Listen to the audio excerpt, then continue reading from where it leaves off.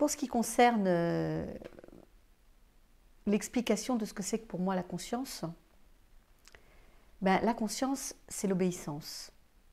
C'est-à-dire que en vieillissant, en avançant, en faisant mon chemin, je comprends qu'il y a des règles qui ne dépendent pas de moi, qu'il y existe quelque chose de plus grand que moi, ça c'est majeur pour moi, et que plus j'obéis, et meilleur je deviens.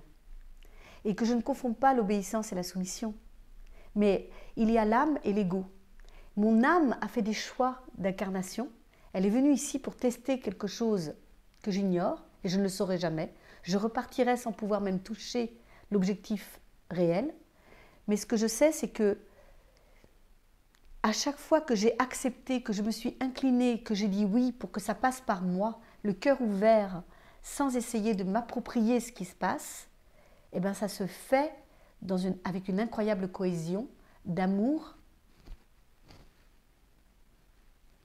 et de subtil. Voilà, il se passe quelque chose et ça passe par moi, c'est vrai, mais ça ne m'appartient pas. C'est pas moi. Moi, je ne suis qu'un média.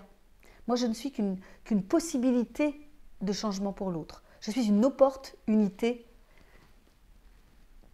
parce que je suis une poussière d'étoiles. J'ai conscience que je suis là pour incarner quelque chose de plus grand que moi. Et je l'accepte. Et c'est un sacerdoce. Parce que ce n'est pas forcément facile. Parce que l'ego, parfois, essaye de récupérer. Mais non. J'aime les humains. Je les aime profondément. Et j'ai envie de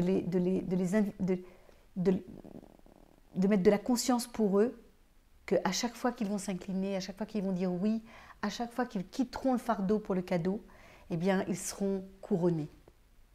Et moi, de pouvoir assister à ça, eh ben, ça valait la peine que je vienne sur cette terre.